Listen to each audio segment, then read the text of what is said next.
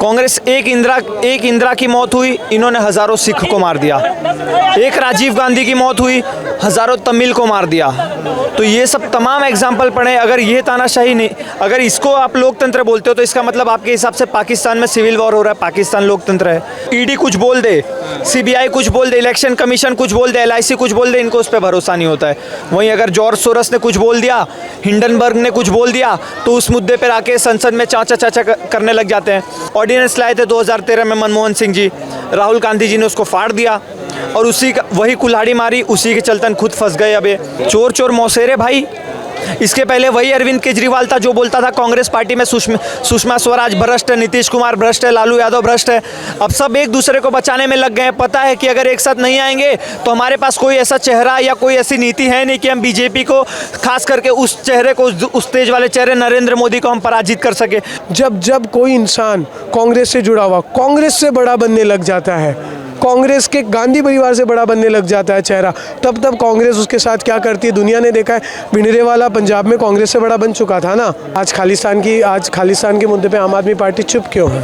अगर ये तानाशाही है, ठीक है, जिसमें वो गर्व से जाके अपनी रैली निकाल रहे हैं, अपना ब्लैक डे सेलिब्रेट कर रहे हैं, दुनिया भर की चीज़ें प्रेस कॉन्फ्रेंस कर रहे हैं, अगर ये तानाशाही है तो जो 1975 में हुआ था वो क्या था? 25 जून के टाइम जब इमरजेंसी लगी थी, वो तानाशाही नहीं थी। 1 जून 1984 में जब गुरुद्वारे में गोलियां चलाई गई थी, ऑपरेशन ब्लू स्टार, वो क्या था? वो तानाशाही नहीं थी। कांग्रेस एक इंदिरा की मौत हुई, इन्होंने हज़ारों सिख को मार दिया। एक राजीव गांधी की मौत हुई, हज़ारों तमिल को मार दिया। तो ये सब तमाम एग्जाम्पल पढ़े। अगर ये तानाशाही नहीं, अगर इसको आप लोकतंत्र बोलते हो तो इसका मतलब आपके हिसाब से पाकिस्तान में सिविल वॉर हो रहा है, पाकिस्तान लोकतंत्र है, तो आपको भारत में रहना ही नहीं चाहिए। और ये उसी इंडेक्स का हमें हवाला देते हैं, ये उस इंडेक्स का हवाला देते हैं कि जिसमें श्रीलंका और यूक्रेन हमारे भारत से ज़्यादा अच्छे सशक्त हैं। तो इनके सोच में हमें फ़र्क आ जाता है। हमारी अगर ईडी कुछ बोल दे, सीबीआई कुछ बोल दे, इलेक्शन कमीशन कुछ बोल दे, एलआईसी कुछ बोल दे, इनको उस पर भरोसा नहीं होता है। वहीं अगर जॉर्ज सोरस ने कुछ बोल दिया, हिंडनबर्ग ने कुछ बोल दिया, तो उस मुद्दे पर आके संसद में चाचा चाचा करने लग जाते हैं। अब इनकी सदस्यता रद्द हुई, इसमें ये मैं सुन रहा हूँ ये मोदी को ही टारगेट कर रहे हैं, मोदी की वजह से हुई, 2024 का चुनाव आ गया इस वजह से हुई। तो मैं इनसे पूछना चाहूँगा, ये आज नहीं आया कोई लॉ, इसी लॉ के चलतन लालू यादव भी फंसे थे, उनकी भी सदस्यता रद्द हुई थी। तो ये कांग्रेस के ज़माने से आ रहा था और वही बहुत सारे तमाम लोग फंसे थे इसी लॉ को बचाने के लिए, प्रिवेंट करने के लिए, कि ताकि अगर कोई फंस जाए तो एटलीस्ट खुद को वो साबित करने का उसको मौका मिले। ऑर्डिनेंस लाए थे 2013 में मनमोहन सिंह जी, राहुल गांधी जी ने उसको फाड़ दिया और वही कुल्हाड़ी मारी, उसी के चलतन खुद फंस गए। अब ये बोलेंगे हमें बोलने नहीं दिया जाता, संसद में जाने नहीं दिया जा रहा, हमारी सदस्यता रद्द कर दी। मैं इनसे पूछना चाहूँगा कितनी बार गए हो संसद में? अटेंडेंस बताओगे अपना? जिस तरीके से लोग छुट्टी मनाने वैकेशन पे जाते हैं, उस तरीके से तो आप वैकेशन मनाने संसद में आते हो। रिसर्च करें कि म्यूट ऐसे नहीं हो जाता माइक, और वैसे भी म्यूट हो गया तो क्या दिक्कत है? तुम बोलते भी क्या? तुम्हारे पास वही एक घिसा पिटा मुद्दा है, अडानी अंबानी। इसके अलावा तुमने कभी देश की बात की है? नहीं की। तुम 3000 किलोमीटर भारत जोड़ो यात्रा करके निकलते हो कि बड़ा मोहब्बत की दुकान खोलते हो, वहाँ लंदन में जाके जहर उगलते हो भारत के खिलाफ।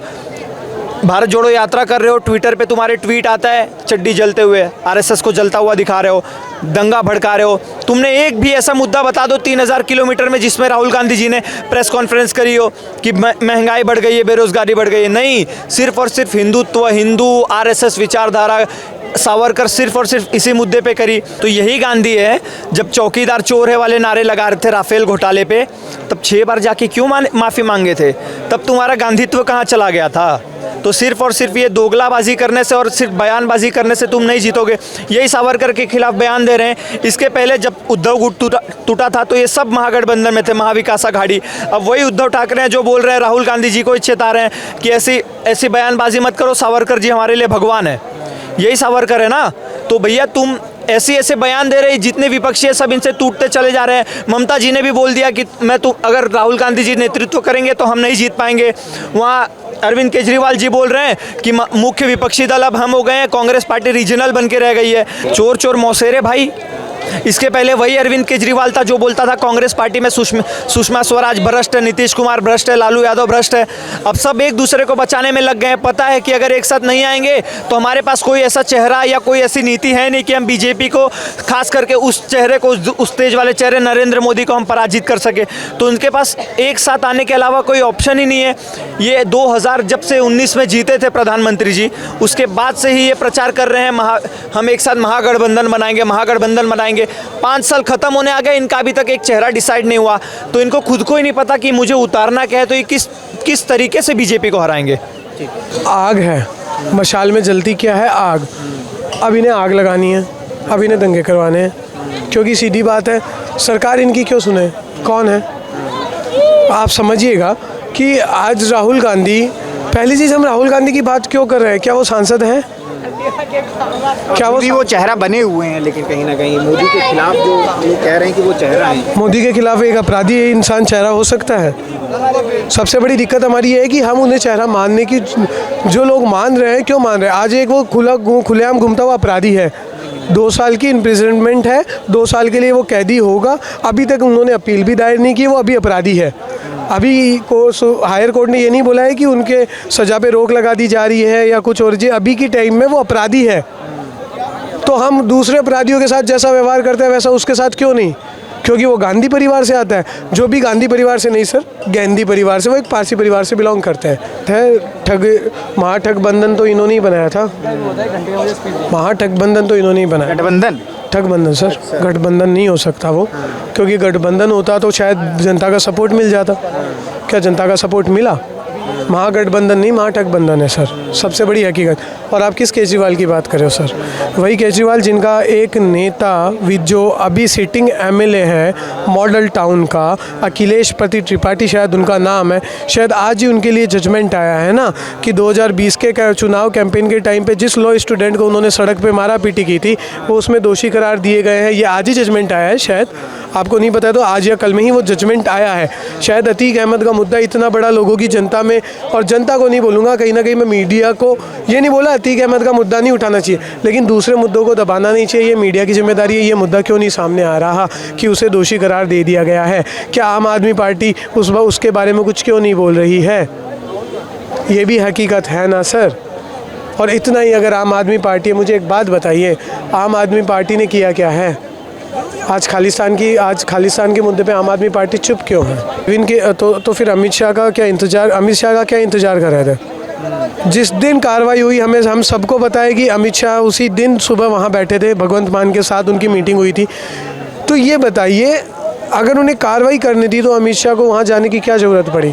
और अमित शाह ने जैसी मीटिंग की उसके बाद ही कार्रवाई क्यों हुई? पहले भी कार्रवाई की जा सकती थी। सेंट्रल फोर्सेस की नीड क्यों पड़ गई वहाँ? क्या ज़रूरत है?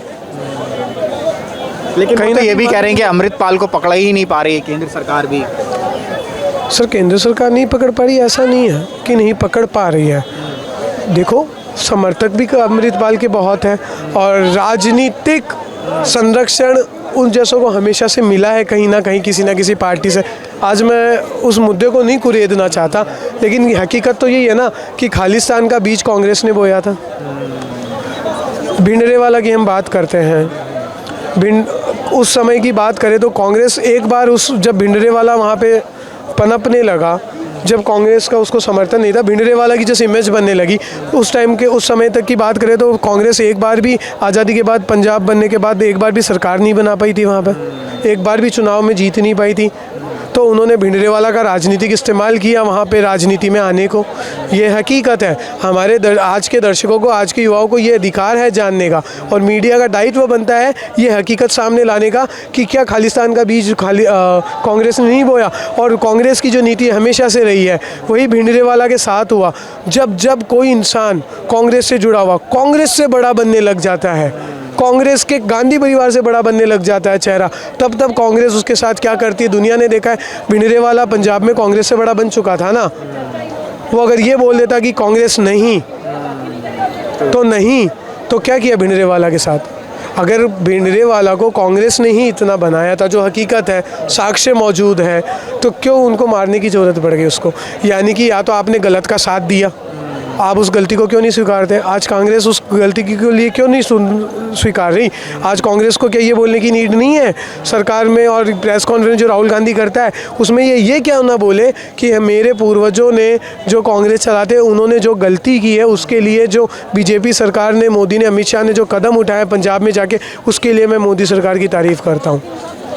क्या ये हम ये नहीं बोले कि आप अपने पूर्वजों के लिए माफ़ी मांगो, लेकिन अपनी पूर्वजों की गलती है वो एक्सेप्ट करने की हिम्मत है उनमें प्रेस कॉन्फ्रेंस। सर बात तो यही है ना कि सेकंड क्लास सिटीजन कहा किसने? क्या मोदी जी के नाम से आपने सुना?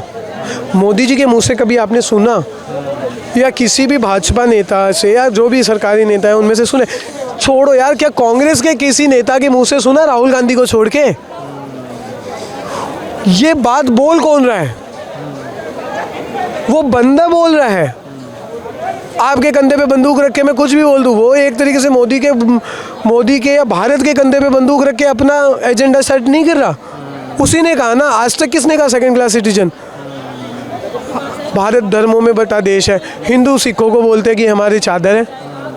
चादर किसको बोलते हैं? जिससे रक्षा होती है। हिंद की चादर है।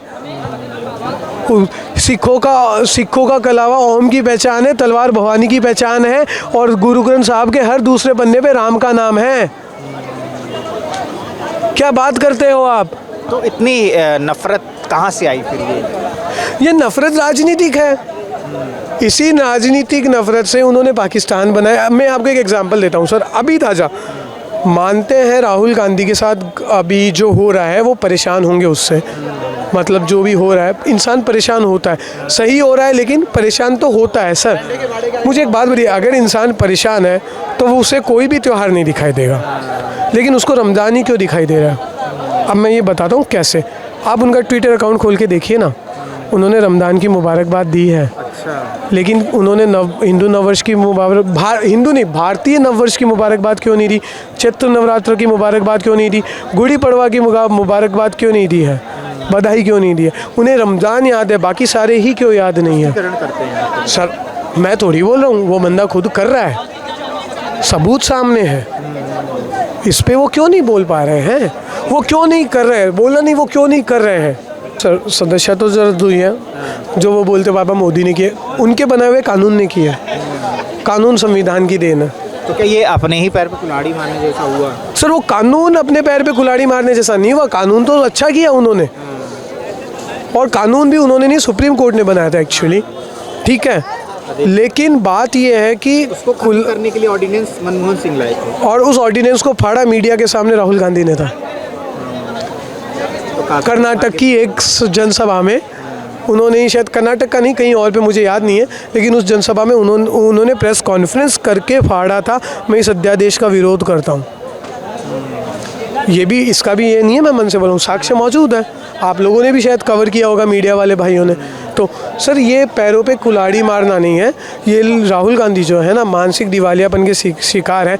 ये जो बार बार बोलते हैं ना हार्वर्ड से कैम्ब्रिज से पढ़े हैं, एक बार ये क्यों नहीं बोलते हार्वर्ड और कैम्ब्रिज से पढ़े हैं या केवल पढ़ के टॉपर बने हैं या केवल पास हुए हैं? एक बार उनका मार्क्स क्यों नहीं सामने ला देते? शायद कुछ पता चल जाए। कुछ ज़रूरत है हमें जानने की, कुछ ऐसे साक्ष्य जानने की ज़रूरत है जो साक्ष्य वो नहीं बता पाते हैं या वो बताना नहीं चाहते। तो सर पढ़ाई करने से कुछ नहीं, पढ़ा हुआ तो अरविंद केजरीवाल भी है, बट क्या वो पीएम बनने के लायक है? IITN है वो। सर हर IITN ना नेता नहीं बन सकता, और हर नेता जरूरी। केजरीवाल ने तो बहुत नेतागिरी कर ली है। सर नेतागिरी की है, पार्टी बना ली अपनी। सर राष्ट्रीय पार्टी नहीं बनाई है उन्होंने। नेता बनने के लिए सामाजिक नेता बनना पड़ता है। क्या वो समाज के लिए कुछ कर पाए? क्या उन्होंने, और सबसे बड़ी चीज़, क्या उनके समाज में उनको कोई वर्चस्व देता है? अपने समाज में जिस इंसान का वर्चस्व नहीं है वो दुनिया में कभी अच्छा नेता नहीं बन सकता, क्योंकि नेता बनने की शुरुआत अपने समाज से होती है। जब आप अपने समाज के लिए कुछ करते हो तो समाज आपको सबसे पहले आगे बढ़ाता है। क्या गांधी परिवार को उनका समाज स्वीकार करता है? क्या राहुल गांधी को उनका समाज अपना नेता स्वीकार करता है? मैं बोलता हूँ देश छोड़िए, सबसे पहले पूछने की ज़रूरत है कि क्या आपका समाज आपको स्वीकार करता है अपने नेता के तौर पे? आप अपने समाज के नेता नहीं बन सकते तो आप देश के नेता बनने के ख्वाब देख रहे हो, सबसे बड़ा झूठा।